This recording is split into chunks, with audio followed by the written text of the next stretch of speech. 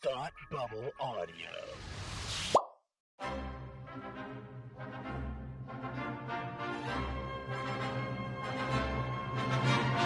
Look, up in the sky! You will never find the more wretched hive of scum and villainy. Welcome to Beer with Geeks with Tim and Frank. Who are you? I'm Batman. I am Iron Man. Your friendly neighborhood Spider-Man. Hi, Christopher. I'm Nero. My name is Inigo Montoya. You're a wizard, Harry. A couple of guys with a couple of beers and a whole lot of pop culture nostalgia. Make it so, number one. Ladies and gentlemen, the Beatles. Named the dog Indiana. Life finds a way. I am serious. And don't call me Shirley. Now sit back and crack open a cold one, because it's time for Beer with Geeks. It comes in paints? Shaken, not stirred. Great Scott! I was way off. I knew it started with an S, though.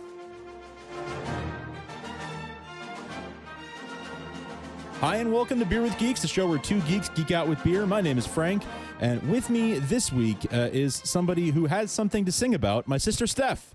Hello. Hey, welcome back to Beer with Geeks. Thank you. I'm really excited to have you here. Yeah, we missed you too. I'm happy to be back here. It's good to have you back.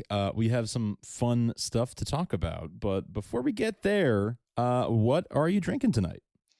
Tonight, you know I love a good beer, but tonight I'm actually changing it up. I'm having a Cupcake Vineyards Sauvignon Blanc, and it is delicious. Wine with Geeks.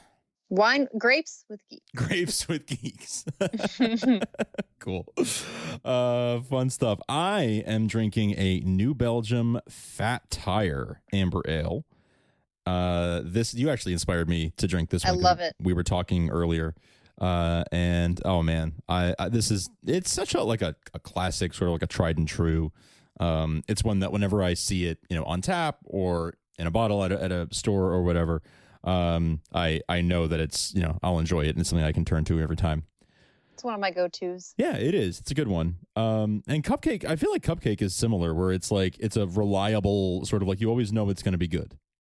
Absolutely. Mm-hmm. I get excited when I see it on a store shelf. I'm like, that's mine.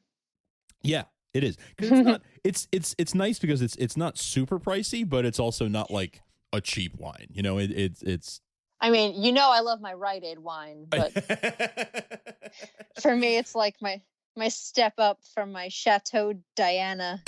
Do they sell a Cupcake at like Rite Aid?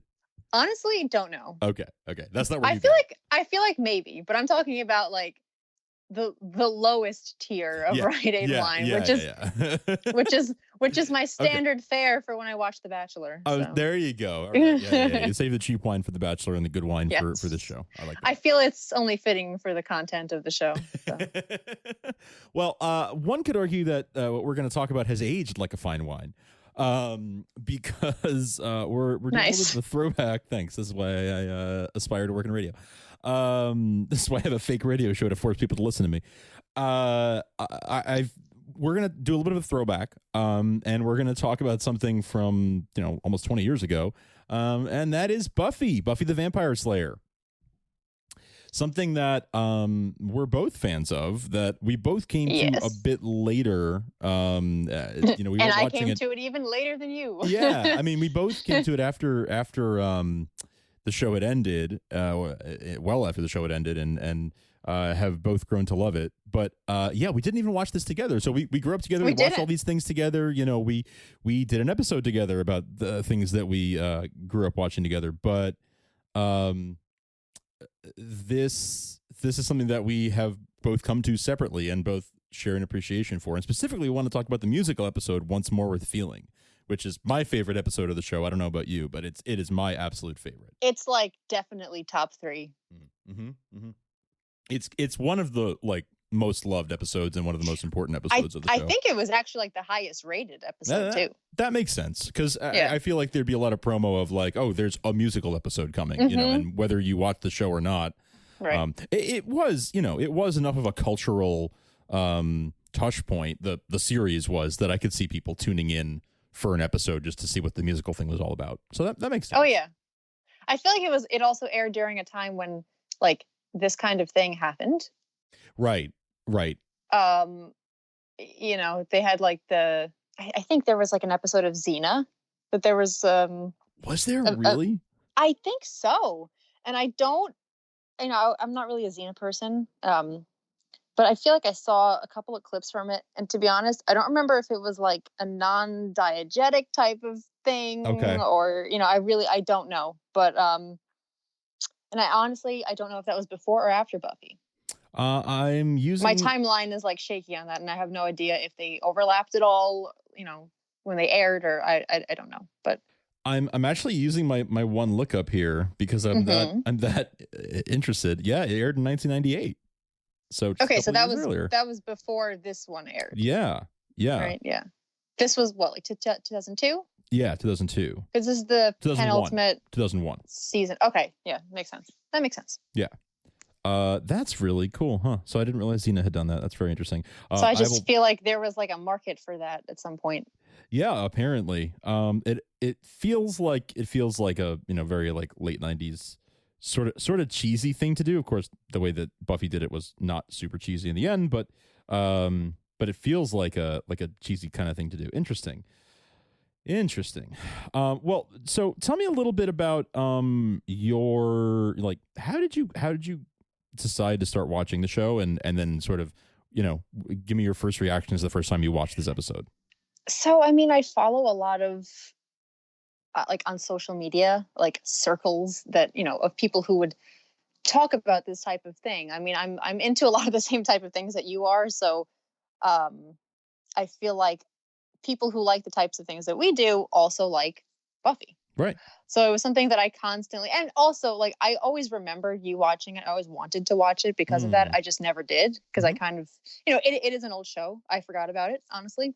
But after seeing it just talked about all the time with like from people that I follow, I was like, you know what, I'm just going to do this. And I started it and I finished the entire show in a month. That's crazy. All 7 seasons in a month. Yeah. Or like a month and a week, but it was like very, sure. I was like doing a crazy amount of episodes. So you were doing like a season per week or more. Pretty much. I was doing maybe 4 or 5 episodes a day. Wow. While still working. So at one point, I kind of was doing something similar because I started watching it in college, and a bunch of friends had turned me onto it. Twitter friends had turned me onto it, who were also like, I liked other Joss stuff that was happening, and I was enjoying Dollhouse, and I was doing a podcast about Dollhouse at the time, and people were like, you really have to watch Buffy. Like, you can't not have watched Buffy and do a podcast about a Joss show. And I was like, yeah, that's actually 100% valid. So I started binging it, and yeah, I was probably watching 3 or 4 episodes a day while like taking a full course load and studying and stuff. And I would watch it during study breaks and things like that. You want to know something funny? I always remember like you watching it, and I would like pass through the room or whatever and just like catch like a glimpse or whatever. I didn't really know what was going on. But one straight up real memory that I do have was one day you were in the living room, you were watching Once More with Feeling. Oh, okay. And I walked past it, and I think it was during the part with Dawn's ballet. Oh, okay. You're like, what the hell is this? Yes, and because you told me, oh, it's that Buffy the Vampire Slayer show. I was like, what? Huh? And I remember being like slightly intrigued. I was like, ooh, there's ballet. should I be watching this? Of course, it took me a very long time after to actually start. But once I did see Once More with Feeling, that and that scene aired, I like flashed back to that really quick memory. So yeah, this is actually my first real memory of Buffy the Vampire Slayer. That's really funny. A really quick clip from this episode. That's super, super funny. It figures that I would like latch onto the musical one. I mean, that's your thing, right? That's always been a thing we've shared, but you more than me. That's really been your. Don't know even where it came from, because I don't think like our parents don't really care for musicals. I mean, not to the extent, not the extent you and I do. Yeah, our dad does to some extent, but you're right. Kind of, but like. I think we both like took that and ran with it. I think so. Yeah. I think a little bit of exposure to a few of his, a couple musicals that he liked, then grew for me, and then grew even more for you. My Fair Lady. Yes, exactly. Yes, and also like lots, movies and things like Yankee Doodle Dandy and movies that had a musical bent to them. But this episode, it is my favorite. I remember listening to this and the Dr. Horrible soundtrack so much in college, because that Dr. Horrible came out while I was in college, so it was just right at that same time. and really, oh man, boy, did I love it. I was listening to this soundtrack just a few days ago to prep for this conversation, and when it was done, I had to put on Dr. Horrible because the two of them just go together for me in my brain. You know, where one ends and the next one begins. Nice. Oh, great.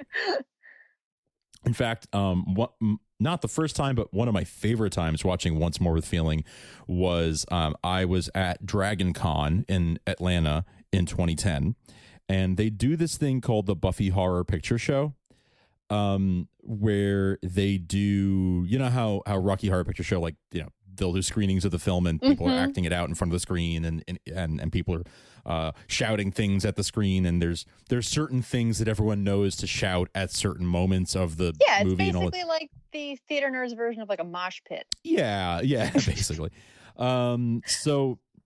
Yeah, they do this thing called the Buffy Horror Picture Show where they show the episode Once More with Feeling on two movie screens on either side of a stage, and then on stage you have people acting it out and lip syncing, doing all the choreography, wearing all the costumes, and lip syncing everything that's happening in the episode. It's happening at the same time, so in sync. And cool. It was really, really fun. It was really a really fun way to watch the episode with a bunch of fans. And like I said, they've all done this before, so they know certain things, like when Dawn is like, does anybody even notice? Oh, God. Does anybody even care? They're all shouting like, no, shut up, Dawn. Yeah, exactly. like kind of like on Family Guy, like, shut up, Meg. It's like that. Exactly. You know, and it's funny that you mentioned that particular line too, because I don't know if this is true or not, but I did read somewhere that, okay, so there's two parts to this. Two cast members in particular asked to not be very vocally featured. Oh, yes, because they couldn't sing. So, right. Allison Hannigan plays Willow. Did not like her voice. So she basically said, put me in there as little as possible. I do not want to sing. That's why she has two lines, basically. One of them acknowledging that the line is filler. Yes. So there's that. Yep.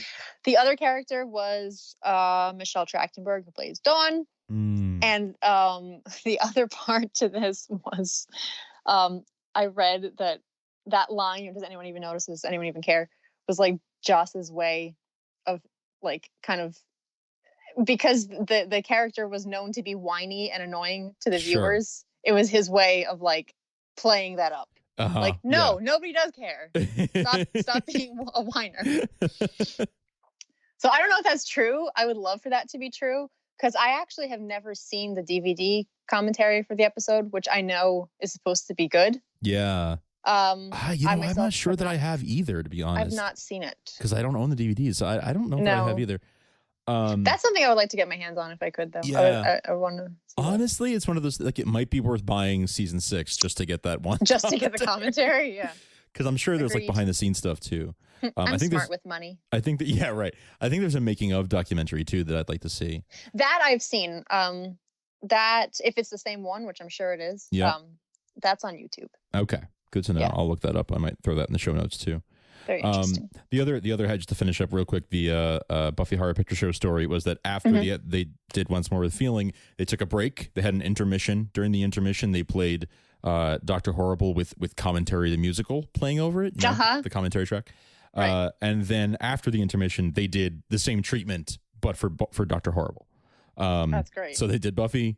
They did intermission where they played Dr. Horrible in the background, and then they did actual Dr. Horrible again with everyone in costume and fantastic. Yeah, it was a lot of fun.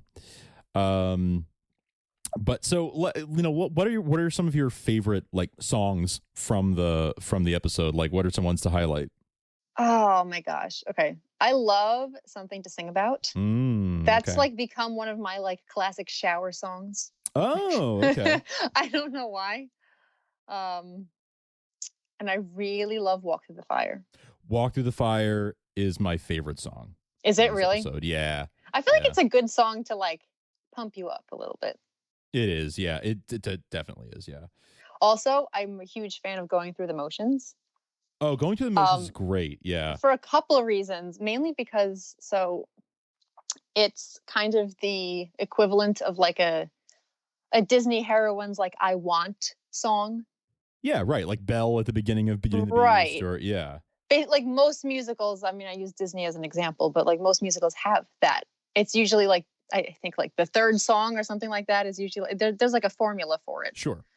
Like within the first 3 songs, the hero or the heroine is going to have an I want song. Right. And going through the motions is kind of like a different take on that. But right. essentially what it all boils down to is Buffy talk about what she wants, what she wishes She's was going on. sharing her hopes and desires and what she wants. Yep. Yeah, like what her character motivations are and all of that. And so that's what sort of kicks a lot of this off. It's really interesting the way that Joss handled this, because this, was in the middle of a very tumultuous season. There was a lot of turmoil among the characters, and that all plays in like to a this episode. dark season. Yeah, it's a dark season, and this episode has a lot of darkness to it as a result. And it's like masked under this almost like a cheery type of musical, but like if you're really listening and what's going on, like it's definitely not. Yeah, I mean they're for the most part upbeat, cheery sounding tunes, but with darker lyrics, like darker, right. sadder, kind of depressing. Here are my deepest fears and right. and everything else. And actually, just to play on that point, Sarah Michelle Gellar did not actually want to sing originally, and she had agreed to have someone dub over her. She wasn't really confident in her ability to sing, but when she talked to Joss and she found out that through song Buffy was going to be telling the other characters her secret, which is that they pulled her out of heaven, that she decided, what, if so I don't want anyone else having that significant character moment. That should be me. So she took lessons, she shaped up, and she did it, and that's her singing. She did. Yeah, she did quite a good job too, actually. She really did do a good job. Yeah, I think I think she's probably helped a little bit, but with like they kept the songs in a lower keys. They've been in her range, probably and things like that. But I know that everyone did their own singing, and they all had like extra training, because I don't think any of them were actual like singers, except for I know like James Marsters, Anthony Head, Amber Benson. I'm not sure if Amber Benson had ever done professionally before, but she sounds. If she's like not, it. I mean, she's one of the best. Definitely. Yeah. No, I would definitely agree. Those 3 are the best, and I know that the 2 guys have sung professionally before. So yeah, Anthony Head had a singing career, and Anthony Head has been in Rocky Horror. Oh, I didn't realize that. That's so cool. Yeah. Who has? It's all right if you don't know. I'm just don't know, but I'm pretty sure. That's cool. I like that. And James Marsters was like in a rock band, I think. Yes, that I actually I think Anthony Head might have been too. I think that I think they both were.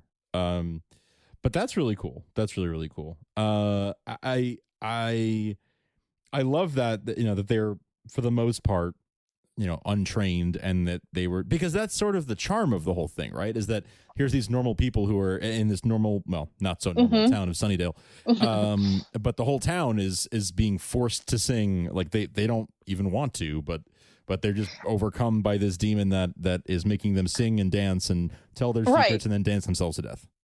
Joss actually came up with the idea because he had the entire cast over for a party, and they were all fooling around. They started like kind of just like singing, and he realized like pretty much everyone in this cast is able to carry a tune like pleasantly, and that's kind of how the whole idea came up. Got to do something. So like it, yeah, exactly. That's cool. I didn't know that. That's neat. Yeah. That's neat. Yeah. So like I also love I'll Never Tell. Oh yeah. That one I remember, that must have been your favorite for a long time, because that's the other memory I have of this show and this episode before I ever watched, is hearing you play that song a lot. There was a time when I really liked that song. That's the other thing. When I finally watched it and I heard that song, I'm like, oh my God, that's the song. Yeah. It plagues me. That was a favorite for sure. I do like it. Yeah. I love it. I had a friend who was getting married, and she was a Buffy fan, and she joked, sort of half joked, that she wanted to perform that song like with her new husband at their wedding. Oh dear God. Can you imagine everyone like at this wedding being so confused? That was part of what she thought it'd His be hilarious. penis got diseases from a shoe mosh tried. Yeah, I think that was kind of part of what she thought would be funny, like to make everybody uncomfortable on purpose. But yeah, probably not the best idea. It didn't end up happening, but it was a funny idea. I love that. I mean, like then there's like the parking ticket, right? Yes. Who is Marty Noxon? Marty Noxon, yeah, who was basically the showrunner by this point in the series. She'd basically taken over for Joss. Oh, and an additional fun fact. The mustard guy? Yeah, I know you're going to say is go for David Fury. Yes. Who is another writer on the show.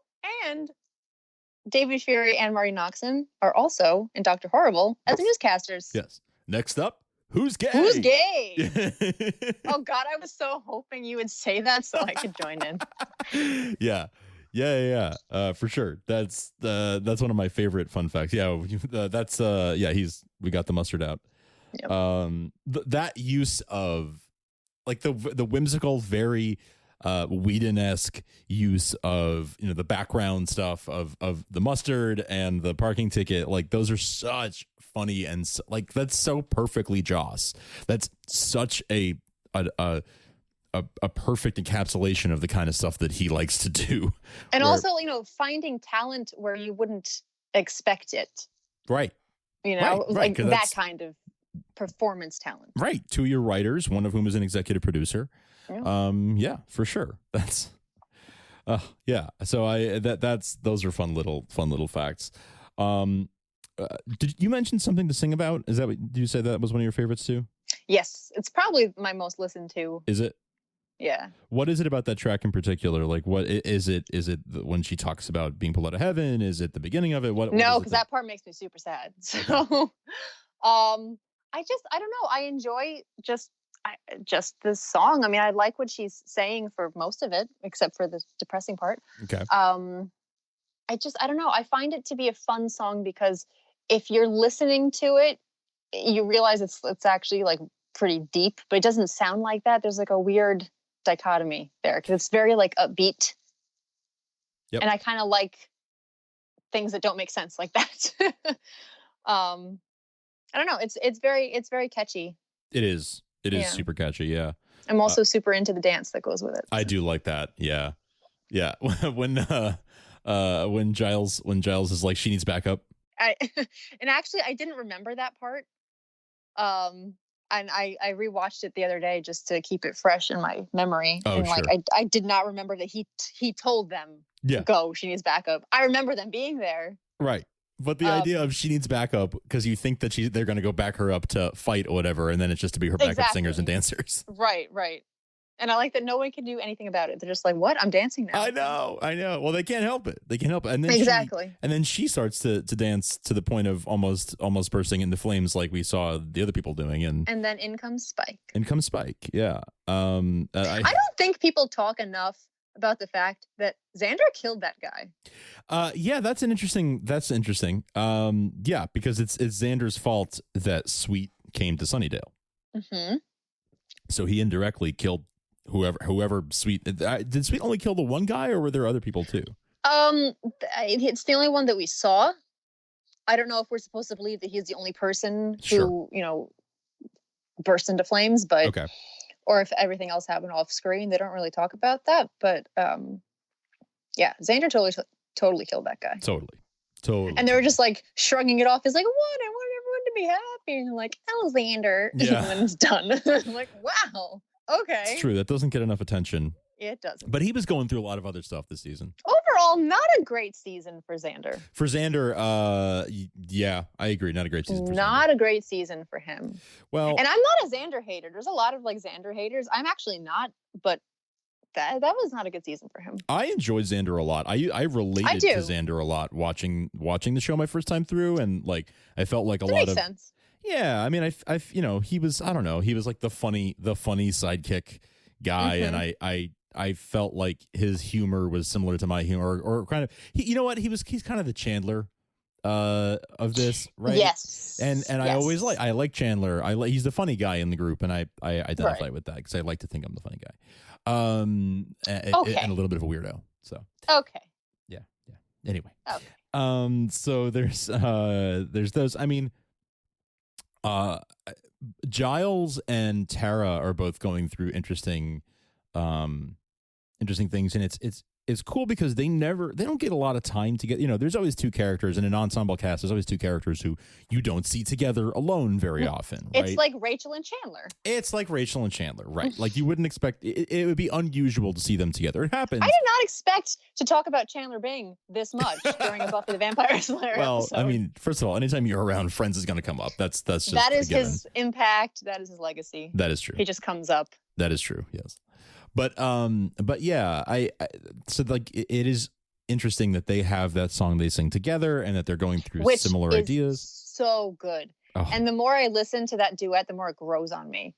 Yeah, especially the end. Like the when they harmonize at the end is really just powerful. It is so good. That's just a powerful scene just in general. Mm-hmm. The two of them singing together, like Tara is singing to and about Willow. Mm-hmm. Giles is singing sort of to and about Buffy. And that whole scene is staged in such an interesting way where they start singing together and they're both looking at the person that they're singing about. Mm-hmm. Because Willow and Buffy are talking to each other just kind of off to the side there. And it's, I don't know, it's super powerful. I know. I love it. I really do. Because they're each, like Buffy and Willow are respectively the most important people in Giles and Tara's lives. Right. So there's that overlap there. Mm-hmm. Mm-hmm. Yeah. And they're both realizing that they need to leave. They don't want to leave, but they need to. Mm-mm. Right. And that's where. So while they have different reasons, like Tara is a romantic relationship, Giles is like a father-daughter relationship. While that's different, they come together because it's the same. It ends up having the same final result. I don't want to leave. I have to. Mm-hmm. Mm-hmm. Yeah. And then there's bunnies. Can't forget the bunnies. They feature so prominently in this episode, and you know what? There's not a single bunny. It's true. It's true. And they get mentioned twice. But they do. But that's the way it goes sometimes. And you know what? Even a pterodactyl is mentioned. And I saw no pterodactyls. Just saying. Just feels like a thing you could have done. Just do more. Yeah. Did we mention going through the motions? We mentioned it really briefly as one of my favorite songs and how it's an I Want song, but other than that, not really. That's right. Yeah. You mentioned it's an I Want song. Yeah. That's one of the best examples of how of upbeat melody with downbeat lyrics. Mm-hmm. Because what she's saying is like she's clearly depressed, like super depressed, right? Everything she's saying is unhappy, but to a cheerful sort of Disney princess kind of tune. She's doing so bad that even the vampires and the demons know something's off with her. Right. Thanks for noticing. Nope. Like that's so what a like funny device to have them then like dance in front of the camera and everything and be like, yeah, we can tell that something's off here. Yeah, I love that so much. So funny, and and then like even the like handsome man who she saves, who's all like she dismisses him so savagely. Right? Yes. It's just so disinterested, just like not even gonna give him a second. And you get the feeling from him that he's about to go off on a to sing like a whole love aria to her about like, oh, this woman who just saved me, and she just cuts it off immediately. I don't think he's used to rejection. Yeah, he doesn't look like a guy who's he used to seems rejection. super thrown off by that rejection. That is true. Yeah. He can just go back to the cover of whatever romance novel he was on. That's it. He looks, he's dressed like he's Fabio. like a Fabio type. Yeah. That's so funny. Yeah, that's exactly what he looks like. Yep. It's like, you do know it's 2001, right? The Danielle Steele character escaped and ended up in Sunnydale or something. Somehow. I mean, I know a lot of the vampires dress like it's, the 1800s, but why is he dressed that way? So Under Your Spell is also interesting because there's another duality to it, right? Where Tara is singing about how she's under her spell, under Willow's spell because she's in love with her, but she is actually literally under her spell and doesn't know it. We, the viewers, know it. Right. and she does not. Which makes it almost cringy to watch because you're just like, Yeah, oh, because you don't even know. she's so happy and she's so in love and she's so like in this different space, and then we're just like, oh, honey, yeah, no. But man, it gets so bad for Tara after that. Yeah, this is just the beginning. How many episodes later does that all come to? Is it in this season or Seeing Red? Yeah. It's not it's much a few later. episodes after, I think. Yeah. Because maybe I'm wrong because I've only done one full watch of the show since it's I only finished a few months ago. I think that Seeing Red isn't it the season finale? Is it the finale? Okay. I think because the whole thing with Dark Willow. Yeah. Kicks off the 7th season. Okay. It? All right. I didn't remember quite where that happened. I'm pretty sure. I could be wrong about that. You watched it more recently than I did, and I already used my one lookup, so I'm not gonna look it up. But okay, right on. Yeah, and then season 7, then shifts from there. Yeah. Towards the end. Do you feel... Kennedy comes along, and I'm not even going to talk about Kennedy. That. Oh yeah. I don't think Kennedy deserves all the hate that she gets, but at least that season has Felicia Day, so that's cool. That is very true. Yeah. So where do we go from here? Wow. But that is a great ending, though. Where do we go from here? Right? Like that is they literally tell you what's going to happen, right? Where they say like on a kiss, God knows. The curtain close on a kiss. That's yeah, right. Exactly. That's. I love that, but one of my favorite parts is that Spike just dips out. He's like, I've had enough of this. He like just walks right out. Like mid song, mid sentence, he's just like, this is stupid, and just leaves. In typical Spike attitude, he just decides to dip out. That's right. Yeah, that's right. Oh man, yeah. But his song is great too. Rest in peace. His song, Rest in Peace. Yeah. Yeah. I love that. You know what I love about that? I was just rewatching the episode a few days ago, and thing that I noticed that I hadn't really paid attention to before is that when he starts his song, James Marsters is doing such a good job of showing that he doesn't want to be singing, but this is happening involuntarily. Yes. Because he's actively trying to get her out of his crypt before he starts to sing. He's like, I know this is going to happen. It's only a matter of time. Get out. And then he starts singing. It's too late. And he looks so annoyed at himself, but he physically can't stop. He is really good at that in general, I feel like, because especially during this season of the show, it's him just like accepting the fact that he shouldn't be in love with Buffy, but he is. Mm-hmm. So I feel like that's part of it too. And I feel like he has a lot of it's like a real testament to his acting because he does a lot of this non-verbally. Yes, absolutely. And he's so good at that. James Marsters is just such a phenomenal actor. Like on Smallville too, right? Like he really brought the chops to Smallville. Now that you've watched Buffy, do you feel like you see the influence that it had on shows like Smallville? Yes. Actually, when I started Buffy and I was in the first season where it was kind of like the freak of the week type thing, my first comparison was to Smallville. Yeah. It definitely sort of defined that genre. And made it more of it already existed, right? We already had like X-Files and things like that before it, but it making it like a teen drama. I was just going to say it had that very WB about it. Yes. Making it a teen drama that also had the supernatural and the that whole angle to it, the freak of the week stuff. You remember the WB? Remember the WB? Yeah, remember Michigan J. Frog? Oh my God. Yeah. Remember Sister?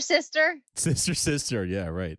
Yeah, WB was Dawson's Creek. Yeah, you had a whole, that whole thing was that. I mean, it was an engine. I mean, and the CW today is basically just like I don't even know if I would say higher budget, but a more polished version of what WB was in the late 90s, really. Early 2000s. Totally agree. Yeah. Actually, though, at the time that Once More with Feeling aired, they were on UPN. Already. That was their first season on UPN. Yep. Which a lot of people, the whole thing of her being pulled out of heaven. How true is this, or as far as you know, that like it really was going to end after season 5, and that's why she died. But then when they got renewed and moved to UPN, then they had to Joss had to write themselves out of a corner. And that's how seasons 6 and 7 happened. But it was as far as I know, that's very true because I've heard that many, many times. That was always my impression, that it was really supposed to end there. And then, of course, they went on and did season 8 and beyond in comics, some of which is actually really good. If you have a chance to read it. By the way, I just got season 8. Oh, did you? I did. I haven't started it yet, but I got a hold of it, and I am fully planning on starting that. I read the beginnings of season 8. And I trailed off after a certain point, but I'm curious to hear what you think. I liked what I read. I just kind of didn't have time in my comic reading anymore to make room for it. But I am actually really curious what you think about it. So I'm really excited to start that. Cool. Well, any last thoughts on the show or on this episode specifically? We can come back and talk more Buffy another time. But any other Once More with Feeling thoughts or factoids you wanted to share or feelings you have? I think that it's the only episode that has a title card. Oh, yeah, that's probably true. I'm pretty sure that it's the only one that has like its actual own title card. That's probably true. Yeah. I mean, it has its own credit sequence. That's a super exciting fact. That's cool though. Have it. That's a cool piece of trivia. And the person who played Sweet, his name is Hinton Battle. Mm-hmm. And he was a Broadway actor. That makes sense. That makes a ton of sense. Yeah. You can tell that he's like the professional and the professional musical person in the bunch, I think. No doubt. Yeah. Yeah, for sure. You can his voice alone, right? You can tell that he has a Broadway voice and the fact that he can dance the way he does. I think he was in The Wiz. Oh, cool. That's really neat. Yeah, so he's a seasoned Broadway veteran, and that makes sense. That's who you want for that kind of a role, and that was exactly great casting. I don't think his character is actually explicitly named in the episode. I don't think anyone ever says like. You're calls right. Him No, by they name. don't. They don't say his name. It must be in the credits. I think that's the only reason we know his name is Sweet is just because it's written in the credits. Okay. Yeah, but you're right. No, at no point do they say his name. You don't even really 100% know what he's doing and what's going on until kind of near the end of the episode. When you find out that he's trying to do the whole like child bride thing with Dawn and Yeah, and even that's when he explains what his powers are and how exactly they work. Like we're piecing it together with the Scoobies before that, right? But exactly. But it's not until that moment where it's pretty late in the show that he actually says like, here's my master plan. And then Xander's like, wait, if I'm the one who summoned you, does that mean I have to be your queen? Right. And he's like, nope. Nope. I would literally rather just leave than deal with that. Yeah. Oh, Xander. People like to believe that Willow scared him because she's so powerful. But we all know it's the prospect of having to be married to Xander that makes him get out of town. Or since he's the Chandler, maybe we call him Xandler? I like it. I like it a lot. Cool. All right. Well, thanks for joining me, Steph. This is a lot of fun. It was. I would love to be back. We can talk more Buffy. Yes, that would be great. More Buffy, more musicals, more of all the fun stuff that we grew up watching together. But where can people follow you online? You can follow me. I'm hilarious on Twitter. At least my 3 followers think I am. I'm at the Steph. That's the and then SHTEPH. And I also have the same handle on Instagram if you care about that. Cool. Yeah. Cool. Well, you can find Beer with Geeks at Beer with Geeks on Twitter. I'm at Frank Ramblings. Tim is at TimothyPG13. You can find us at beerwithgeeks.com or thoughtbubbleaudio.com, where you'll also find a bunch of other of our fantastic shows, which you should really, really check out. Batwoman TV Talk is coming. Supergirl TV Talk just wound down season 4, but we're coming back for season 5 next fall. Plenty of fun stuff going on there at thoughtbubbleaudio.com. Of course, you can support us at patreon.com/thoughtbubbleaudio. Throw us a few bucks and help keep these shows going, pay the bills, keep the lights on for us. You can email us at mail at Supergirl TV Talk. Nope. Beerwithgeeks@gmail.com. Wrong fandom. Yeah, wrong show. Did I mention it was a long season? beerwithgeeks@gmail.com. Like I said, at beerwithgeeks on Twitter. You can rate and review us on iTunes. Please send us your ratings and reviews. All it takes is a simple tap of 5 stars. That'll do it. Don't have to write out a whole thing. Just tap on the star and make it happen. But you can also find us on Google Play and Castro and Overcast and Pocket Cast and Spotify and Stitcher and TuneIn. Anywhere you find podcasts, you'll find this one. So check it out. Thank you so much for listening. Thanks again, Steph, for joining me. Thank you. Fun as always. As always, and we'll have you back. But until next time, cheers. Cheers.